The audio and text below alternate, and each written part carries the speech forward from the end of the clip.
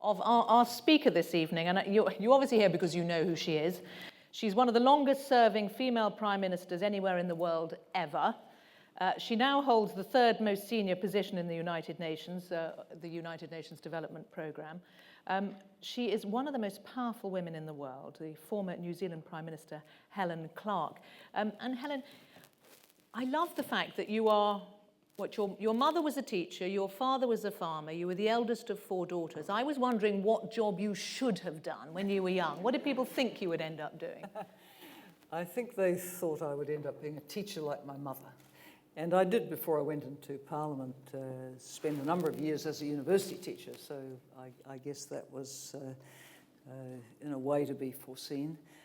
But no one would have thought at an early stage that I would end up doing the sorts of things I did end up doing. Even you didn't have ambitions for whether it was the top spot in politics in New Zealand? Certainly not at an early age, or even, I would say, until into my 40s. Why do I say that? Because I grew up in a very different era from today, the pre-television era, when as a child, I doubt that we could have said who the Prime Minister of our country was. There were almost no women in the Parliament at all. They were very scarce, and they tended to get there through family connection. They were the widow of somebody or the daughter of somebody. But to come in without those sort of connections was not really heard of. And that only changed with my generation, with the post-war baby boomers who had access to more education and opportunity and could make their own way and make their own choices. So no, it would never have occurred to me as a child, a teenager, even in my 20s or even well in my 30s, that I would do these kinds of things. And yet politics took over your life, didn't it? Relatively early. You were sort of in the trade union movement. I read that you were described as a sex bomb even. Sex bomb trade unionist. In black boots. Yeah. Well, I wouldn't have described myself as a trade unionist. The only union...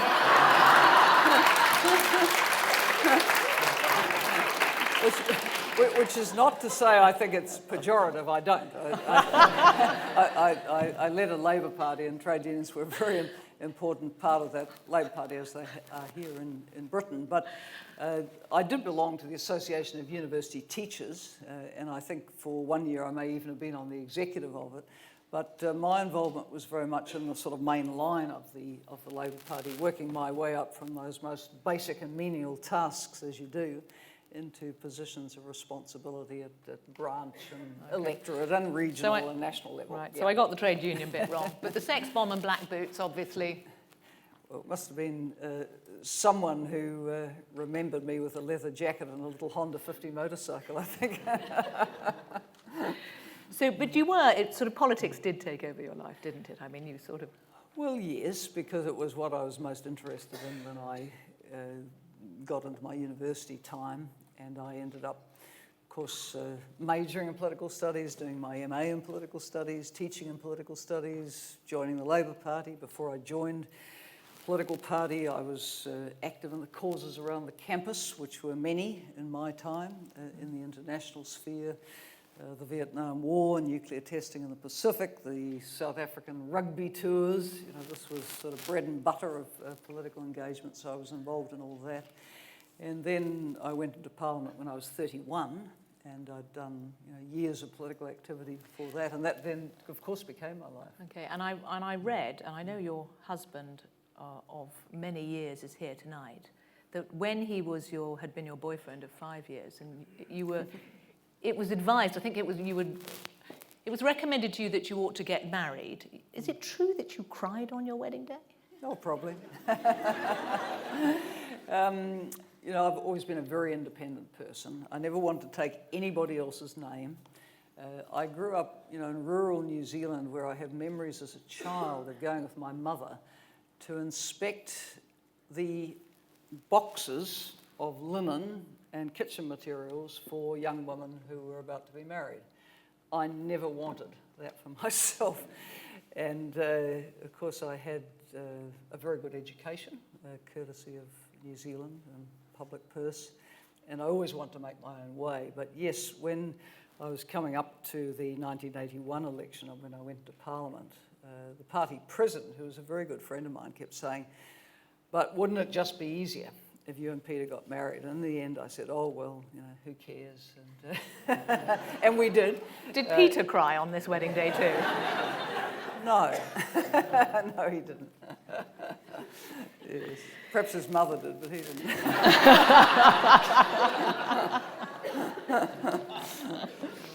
Now then, so there you are, a woman in politics in New Zealand. Now, we see what Julia Gillard had to put up with. And there is a stereotype of what Antipodean men are like and how they behave to their women.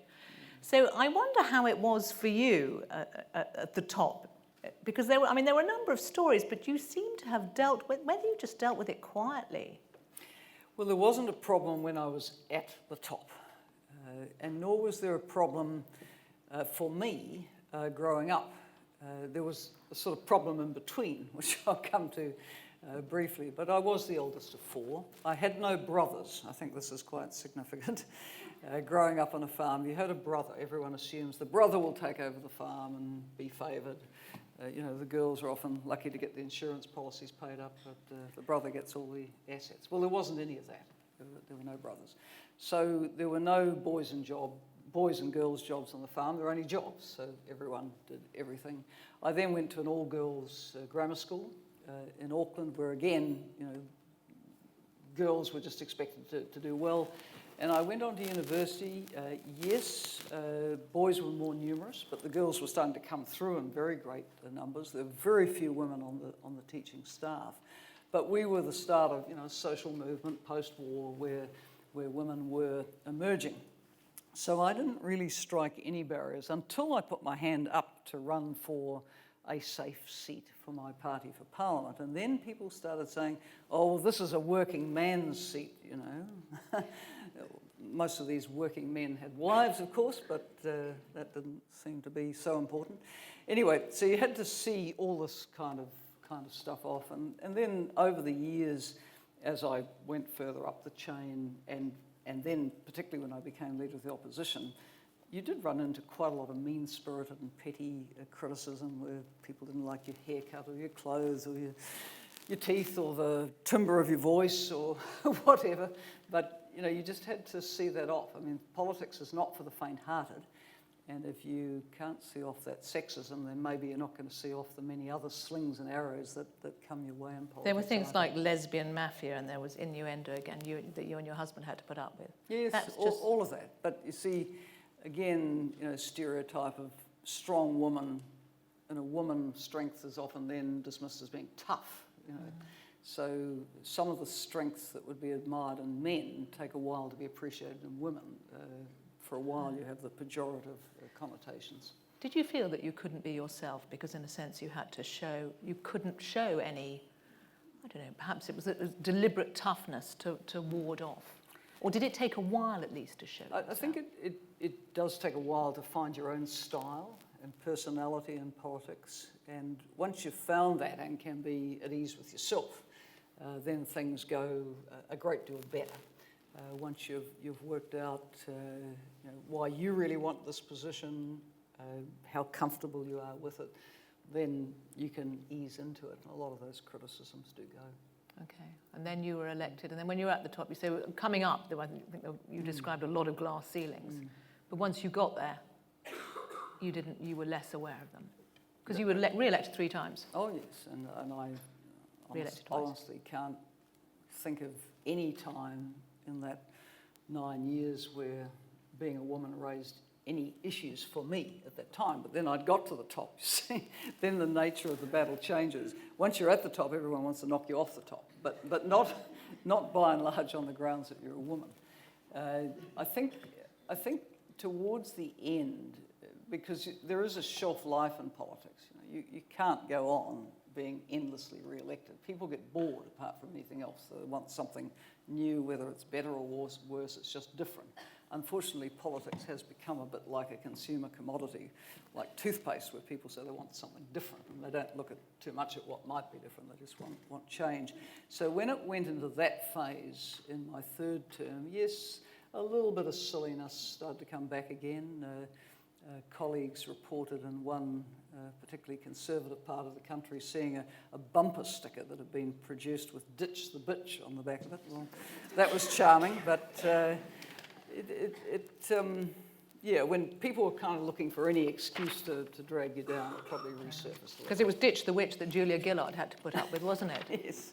I mean, when you saw that, what did you think? I wonder if you thought, is it ever going to go away? Well, I think, she had a rough time for sure. And I think that the level of vitriol was more than we've seen male politicians subjected to in Australia. Their politics is pretty tough and the vitriol is pretty high, but this was of a new low level, shall we say. Okay. Now let's move on, because I'm skating over your life very fast to get through the fact, because now you're in this situation where, and I wonder actually how that came about, because as you realised your shelf life as the Prime Minister in New Zealand, did you think, what next? So I conquer the world and head to the UN? No, because you always have to stay totally focused on the task at hand, and because it is difficult to win 4 elections in a row, I can testify to this, but when all your party's polling is saying, well, they don't have much hope, but you're their best hope, you have to hang in there and you have to keep very, very focused on that. So I actually didn't have the luxury of time of thinking, well, what would I do if this didn't work out? One thing I had determined was that I would not stay in New Zealand politics, because having been around New Zealand politics for so long, I had seen Prime Ministers who, having been defeated, stayed around and were a pain in the neck.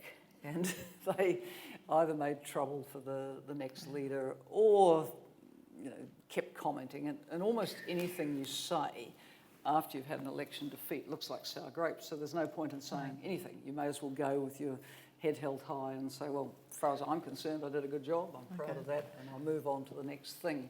So no, I didn't want to stay around, and I just took a little bit of time to work out what I'd like to do. Although it wasn't so long later that the next thing came along, which was the role that you now have, which is a budget of nearly $6 billion, 8,000 staff around the world, and the goal of eradicating poverty, which seems quite a big, quite a big mission. Yes, well, it is a big challenge, and it's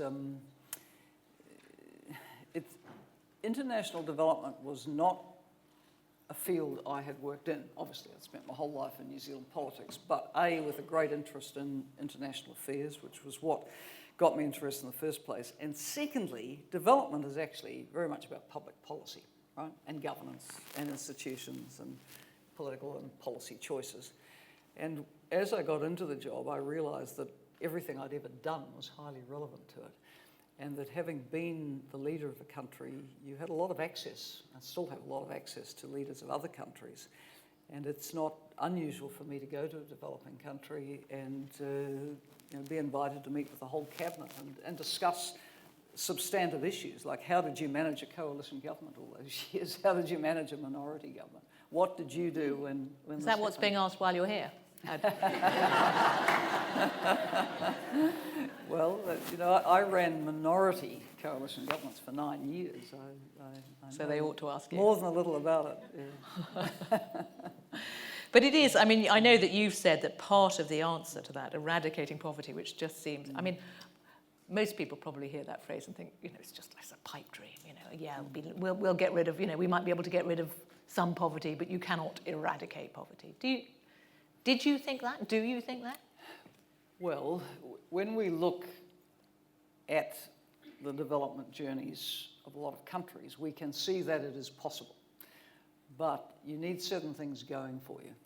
War and conflict is absolutely debilitating to us. In the countries categorised as extremely fragile, none of them would meet a single Millennium Development Goal, because you can't develop while there's war and conflict going on. If you look at this terrible conflict in Syria going this past 3 years or so, it was estimated sometime last year that Syria has lost 35 years of development progress on the Human Development Index from this conflict. In other words, its indicators are back to where they were 35 years ago. And the longer it goes on, the worse it gets. You look at South Sudan and Central African Republic today. I mean, how can you eradicate poverty? People are fleeing their homes, hiding in the bush, their family members are being killed, their livelihoods have been destroyed. How can you eradicate poverty? It just got immensely worse than it was, and it was bad enough. So when we're talking about this next big new global development agenda, and David Cameron was one of the 3 co-chairs of a big UN Secretary-General panel on this, the point you have to keep making is that we have to be addressing what is driving war and conflict and its perpetuation, because you cannot eradicate poverty in these circumstances. Yeah, but you look at Syria, and one doesn't hold out much hope that certainly the causes of that, when you look at how little movement there is towards any resolution of what's going on there. Well, it's been extremely difficult, and I don't think anyone seriously thinks that there's a long-term solution to the Syria crisis through military means. There has to be, in the end, some kind of political process come out of this. Now, this week in Switzerland, the Syrian government and a portion of the opposition will meet. This has taken a long time to organise and has been very touch and go. I think it's also significant that yesterday the UN Secretary-General invited Iran to participate, because Iran does obviously have some leverage with the government of Syria. So, but whatever the opposition say about Iran being there, Iran should be there. And Iran must be there. Even if you lose some of the opposition players? Well, I think we're at the point where Iran is being asked at a point where a range of people will come. But not all the opposition will go, because some have not been invited and are off that end of the spectrum. I mean, this is extremely difficult and won't be easily solved. Okay, and you of course argued that Iran should be out there. Oh, I do, yes. You're, of course, UNDP, strictly speaking, your role there, in Syria is or outside Syria in the region, is to deal with the refugees. Do you get angry when countries like the UK aren't talking about supporting them there rather than taking them? Well, the first thing is to support people to where they're immediately fleeing, and that's over a border. It's over a border into Jordan and to Lebanon, which are very small countries and are really, under tremendous pressure.